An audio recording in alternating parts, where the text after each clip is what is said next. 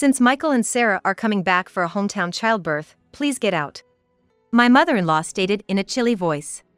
The return of her eldest son and his wife was scheduled in 3 days. Me? I have to leave? I asked, confused and stunned. Yes. We don't need another mother figure anymore, you've been redundant for a while now. Michael and his family will be living here, so make sure you're out by tomorrow, she continued. I knew I was never truly accepted as part of the family since the day I got married. I've been treated as a wife thus far. Never did I imagine, after all these years, they would tell me to leave. You barren failure, you were allowed to experience raising a child. You should be grateful. We have no obligation to support you anymore. It seems like Simon is tired of you too. What? Simon too? I gulped down my saliva. If it's not just a conspiracy between my mother-in-law and Michael, then I don't need to stand in ceremony with my husband anymore. Thinking it foolish to drive me out, but it was my mother-in-law who ignited this. What happens to this house now is none of my concern. May they face the reality they have ignored, squarely and personally. I'm Anna Thompson, 45 years old. Living with my husband and mother-in-law in a popular area close to the station. The access to the city center is superb. When we were house hunting, my husband, who had just been promoted to a managerial position, was particularly picky. The rent was steep, but the space and number of rooms made it worth the stretch. My husband, Simon, 8 years my senior, a divorcee, I met through a friend's introduction. I was comforted by the enveloping kindness unique to an older man, and after 2 years of dating, we decided to get married. Even when I told him about my infertility due to past illness, my husband's affection did not waver. Likewise, my feelings remained unchanged when I learned of the circumstances he carried. My husband had a son named Michael from his previous marriage. I'm truly sorry to ask you, who have never been married before, to live with my parents and son. I won't make you suffer in any other way. I'll make sure you're happy. That was the promise he made to me. To prevent me from feeling suffocated, my husband suggested moving to a spacious apartment where I could have my own room. Michael is turning 10 this year, and with my mom around, he won't need much care. You don't have to push yourself. After his divorce, my husband had been getting help with childcare from his parents at their home. A few years later, Simon's father passed away in an accident, and it seems his mother took over as Michael's caretaker. From the first meeting, Michael wouldn't even make eye contact with me. I thought it might be his shy nature and that he was approaching a difficult age, so I didn't worry about it. As long as they accepted me as a member of the household, I was content. My mother-in-law was a quiet and refined person. When I visited to formally introduce myself after our engagement, she treated me with such politeness that I thought we would get along fine living together. I'll continue to prepare the meals as I have been. Simon comes home late, so it's okay if we eat at different times, right? Anna, I'll leave the cleaning and laundry to you. All right. Let's work well together. After getting married, I switched from being a full-time employee at the pharmacy to a full-time part-timer. Because of the division of household chores, I started work a bit later in the morning, so I wouldn't get home until nearly 8 p.m., but dinner was always ready when I arrived. This was one thing that made me feel good about living together. My mother-in-law and Michael usually had dinner before I got home, so I was always eating alone. Even after getting married, I sometimes felt a sense of is this it, but I came to accept that this was our family's style. However, from the beginning, my mother-in-law never really liked me and didn't consider me part of the family at all. Michael, the school's activity day is before summer, right? When is it? We're all going to see you. Sometime after getting married, I tried to break the ice with Michael, who still hadn't warmed up to me. No. I mean. As Michael faltered, my mother-in-law interjected. We'll go there, just Simon and me. Anna, you don't need to worry about it. I misunderstood her words, thinking she was just being considerate. I can get the day off work, let's all go together. You don't need that. You're Simon's wife, and Michael's family has always been just Simon and me. I was quite shocked. When I brought it up with my husband at night, he said, Mom's been clinging to Michael. She probably thinks you're trying to take him away. I'll talk to her. Eventually, I began to join as a mother at the activity day, but Michael and I rarely spent any time together outside of school events. Sometimes I could tell Michael wanted to say something, but my mother-in-law always cut in between us. I later found out that she had been bad-mouthing me to Michael. Anna said she could be happy with Simon if Michael weren't around. She's a terrible person. Dad must be deceived by her too. If a boy in his formative years hears such things, it wouldn't be strange for him to distrust me. It was a sickening story, but at that time, I hadn't imagined that my mother-in-law could do such a thing. After graduating high school, Michael immediately moved in with his girlfriend and left home as soon as he started college. A year after he started working, he married her without a ceremony. Once Michael moved out, my mother-in-law surprisingly stopped doing housework altogether. Instead, it seemed that picking on me had become her sole entertainment. She stopped cooking, which she used to do before, and now just sits at the dining table waiting for me to come home. Without a moment to sit down, I would stand in the kitchen and prepare dinner. You're really inefficient. At this rate, it'll take you all night. I was never good at cooking, partly because I had always relied on my mother-in-law to prepare the meals. Whenever I did manage to cook, she would taste each dish and invariably complain, "This tastes awful." I'm sorry. I'm trying my best. You're astonishingly tone-deaf when it comes to flavors, Anna. It's a good thing Michael never had to eat this. How terrible. If she thought so, she might as well make it herself. But it seemed she just wanted to complain to me. Not just about the meals, but she started nitpicking everything, from the cleaning I never used to do to the laundry. Why are there so many wrinkles on the laundry? You have to vacuum every nook and cranny. You really can't do anything right. Didn't your family teach you anything? With that, my mother-in-law sighed while looking at me. Being belittled even about my family, I clenched my fists in frustration. I don't know how you won over Simon, but I can't see much charm in you as a woman. And she always concluded with the same line. If you hadn't come, Michael would have never left. I understood that there was a gaping hole in her heart since Michael had left. Maybe it was what they call empty nest syndrome. If taking it out on me made her feel better, that's what I told myself to endure it. But her bullying took on new energy after a certain event. That event was the pregnancy announcement from Michael's wife, Sarah. The joy my mother-in-law exhibited was unlike anything I had seen before. It's Michael's baby. It's bound to be adorable. Yeah, it'll be my first grandchild. Watching the two of them rejoice, I was happy too, but my mother-in-law's excitement was beyond normal. Probably because Michael asked her, "Grandma, can Sarah have our baby at your place?" Sarah's family home is an hour away by plane, and since they have no one else to rely on here, they turned to us for help. Of course, my mother-in-law wouldn't dream of turning down Michael's request.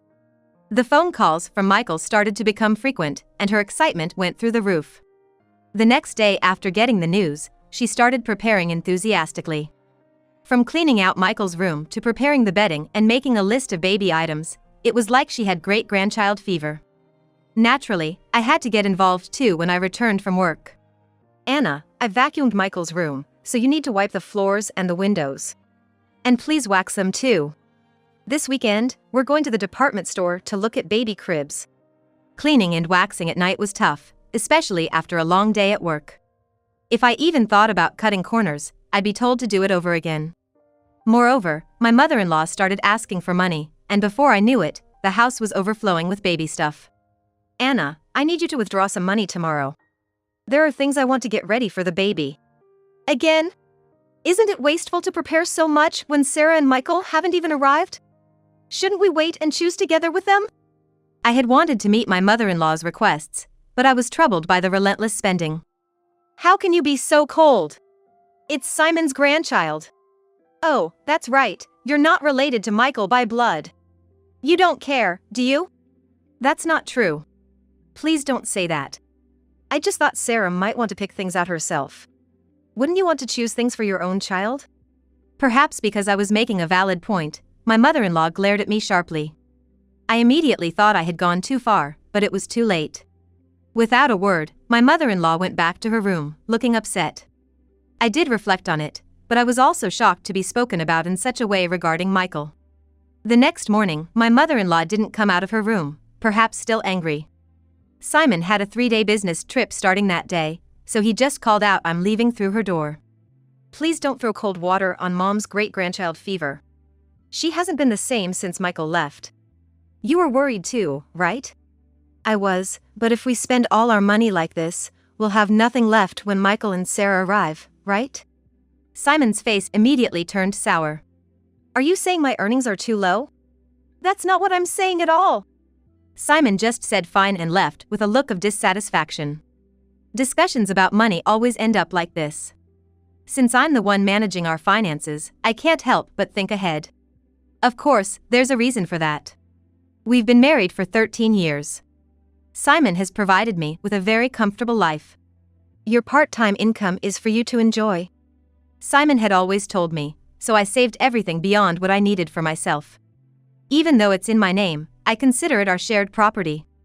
But then Simon's company's performance declined, and over the last 5 years, his salary has dropped to 2/3 of what it was when we first got married. While there's uncertainty whether his company will last until his retirement, he doesn't seem to consider changing jobs. For appearances in front of my mother-in-law, my husband couldn't give up his title as a department head. Now, I'm the one paying the rent, and he covers the living expenses. We've kept this from my mother-in-law to save my husband's face. That day, I left work a bit early to apologize to my mother-in-law. When I got home, she was already sitting at the dining table waiting for me. I'm sorry about yesterday. I went too far, I said. But my mother-in-law didn't respond. Instead, she blindsided me with something else. Since Michael and Sarah are coming back for a hometown childbirth, please get out. My mother-in-law stated in a chilly voice. The return of the eldest son and his wife was scheduled in 3 days. Me? I have to leave? I asked, confused and stunned. Yes.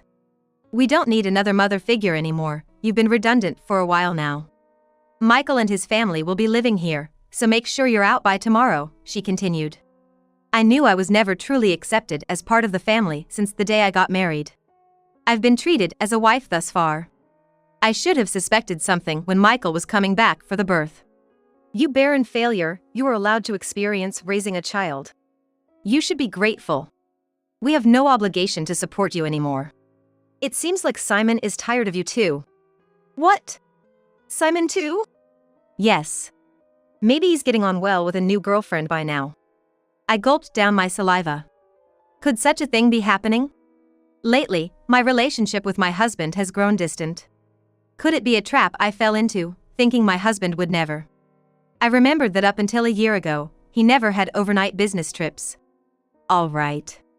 I'll eat out tonight, I said, grabbing my bag and leaving the house to walk aimlessly. I needed to calm my severely shaken heart, worried about my husband. As I walked, I tried calling my husband's cell phone. Despite what my mother-in-law had said, I still wanted to talk to him. But he didn't answer, no matter how many times I rang. So I called his office and was told he had taken a couple of days off. My mother-in-law's words started to seem more credible. Could he really be on a trip with another woman?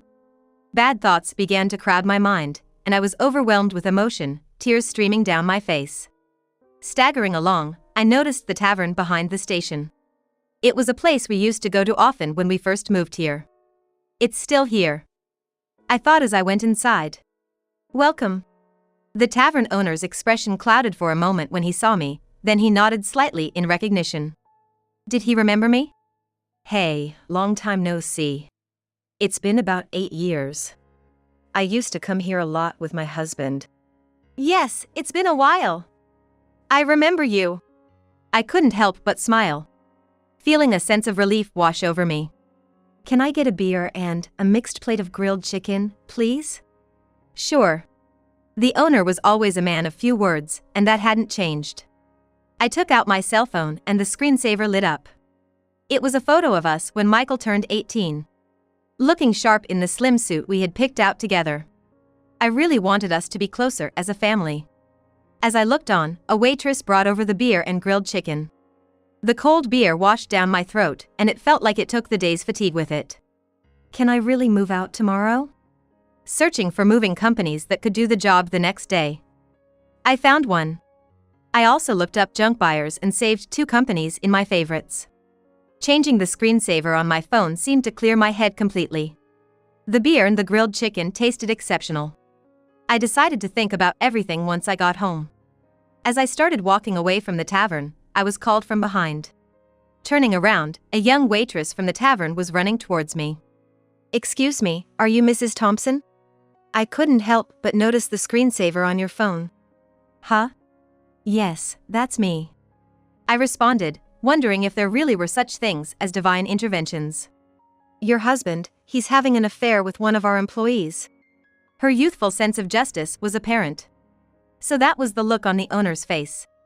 My husband was still coming to the tavern, involved with a long-time part-time female worker. When there aren't many customers, they talk the whole time and leave together after closing. They're always all over each other, it's really gross.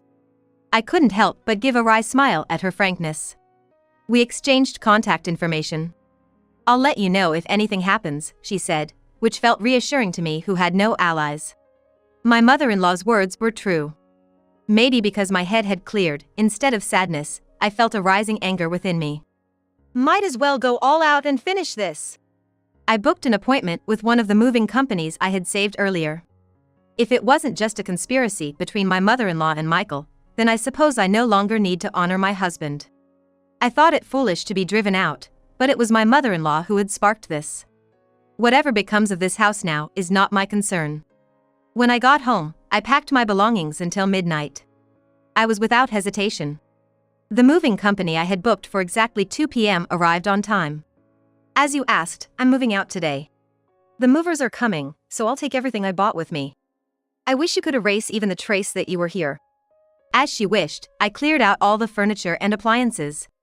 Everything I had paid for with my part-time job money, besides the rent and living expenses. Watching the procession of my belongings being taken out, my mother-in-law started to panic. Wait! Anna, what are you doing? If you take all this, how will we live? To leave no trace behind, I'm taking everything I bought. You can start a completely new life tomorrow. Suppressing a laugh, I ignored her protests and had everything taken out. She complained loudly to the movers, but there was nothing she could do. All that was left in the house were the piles of baby gear and her old dresser from before the marriage. Well then, I bid you farewell. There should be no trace of me left, so enjoy your life with Simon, Michael, and his family. Leaving her sitting there stunned, I placed the keys on the table and left the room. I had the movers hold on to my things for a while, and I decided to stay with a single colleague for some time. Feeling a sense of completion, I slept soundly that night. It was a week later when I finally heard from my husband. I wonder if he was scheming with that other woman. While my husband was dragging his feet, I got a call from the young woman at the tavern. Got a good shot, so I'll send it to you. In it, there was my husband, chatting up a not-so-young woman at the place. Maybe out of a sense of justice, the young woman must have followed them after they closed. There was also a photo attached of the two entering a hotel. Even in such times, the cheating continues. I thought, and any last bit of affection I had for my husband dissipated. I asked for the woman's name and to have her address looked up. The next day, after I had all the evidence of the affair, my husband called. Anna? Where are you at? Michael and his family are here too. Aren't you gonna come home soon? No, I'm not coming back. Your mom told me to leave. I'm done here. Michael and his family are gonna live with you now, right? I knew it. Michael and his family were out of money and looking to crash at our place. I heard that after graduating from a vocational school, they've been hopping from job to job, and now they're working part-time. No, I want you back, Anna. I went to the pharmacy and they said you're off for a bit. Got a place to crash? Yeah, I'm fine, so don't worry about me. Your mom and Michael didn't like me, right? I reckon they're happy to have the place to themselves without me around. My snide comment left my husband speechless. He knew his mother and Michael never accepted me as family but pretended not to see it.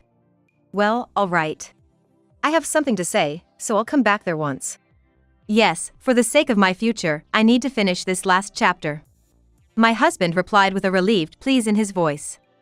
And then, days later, I went back to the house for the first time in a long while. There were some new pieces of furniture and appliances inside. When Michael and Sarah saw me, they just nodded from their seats on the sofa without getting up. As I took a seat, my mother-in-law glared at me with a scary look on her face. The atmosphere was tense. Just as I thought to get things done and leave quickly, Michael spoke up. What are you doing here? You took everything from the house. What kind of monster does that? Dad's been supporting you and you've had it easy. I sighed.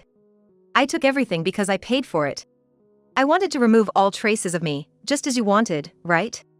But that's crazy, right? There's no way you could afford all that just working part-time at the pharmacy. My husband still hadn't talked to his mother about it. When I glanced at my husband, he started talking as if he'd resigned himself. We've been getting by on what Anna and I both make for a little while now. Then the stuff you took should be both yours. Instead of my speechless husband, I decided to speak up. Simon's company has been doing poorly, and his salary plummeted. That's why for the past 5 years, I've been covering what's missing. But that wasn't enough, and now I'm the one paying our rent. My mother-in-law looked at my husband with surprise. I'm not just a part-timer, I'm a part-time pharmacist, and the pay is quite good. I'm making more than Simon now. At my words, my husband awkwardly looked away. My mother-in-law's eyes were frantically shifting between my husband and me. From now on, Michael, you'll be paying the rent. You're going to live here, right? After all the help your grandma's given, it's time for you to take care of her. Michael looked at me with a shocked expression when I dropped the news suddenly. Rent, how much is it? It's $5,600. Good luck. Since it seems my role as a mother is over, I don't have an obligation to take care of you anymore. Pull yourself together. You're going to be a father soon. Michael murmured with a shake of his head, that's impossible. It was Sarah who raised her voice upon hearing this. Wait! $5,600? Weren't we supposed to live here for free, covering rent and living expenses? I quit my job. And Michael, you only make $3,000 a month. What are we going to do? I almost burst out laughing. Don't worry, Sarah. You can move to a cheaper place. Simon still makes a decent salary. Hearing this, Sarah's face relaxed a bit. Oh. Since I'll be leaving from you, Simon, life might still get tough with your mistress, huh? At that, Sarah finally broke down in tears. It was my husband who panicked. What? What are you talking about? Oh, your mother told me about the new woman. I guess it's time to end my role as a wife too. That's got to be a lie from Mom. You're the only one for me. He must think there's no evidence. Indeed, it hasn't even been 10 days since I left the house. Wouldn't that hurt Mary if she heard you? Well, I'll get in touch about that later. At the mention of Mary's name, my husband jolted. Realizing that I knew everything, he held his head and sighed. This is not the atmosphere to write a divorce paper. Well then, I'll be going now. Please talk to me further through a lawyer. Neither my husband Simon nor Michael said anything more, staying silent. As I grabbed my bag and stood up, my mother-in-law stood up simultaneously. Slamming her hands on the table, she yelled with a voice too strong for an elderly woman. What the hell? It's all your fault our home is in shambles. I was instantly irritated. It was you who told me to leave. It was you who said Simon had another woman, and you interfered with my relationship with Michael. Everything was you. I felt a surge of heat in my chest. I regretted not being more assertive with my relationship with Michael, not holding back because of my mother-in-law. Michael has nothing to do with this. It's time for you to step up. Simon is going through a hard time, you should support him as his wife. Take responsibility as a family member. What is she even talking about? If she hadn't called Michael back home, if she hadn't hinted at Simon's affair, I would still happily support Simon and this home. I always believed in and supported Simon. I don't need any roles anymore, there's no going back. Then, looking firmly into my mother-in-law's eyes, I slowly said, I was never really accepted as a family member from the start, so I can't take responsibility as one. My mother-in-law's lips tightened into a line, and she was trembling. I slipped past the silent mother-in-law and quickly left the room.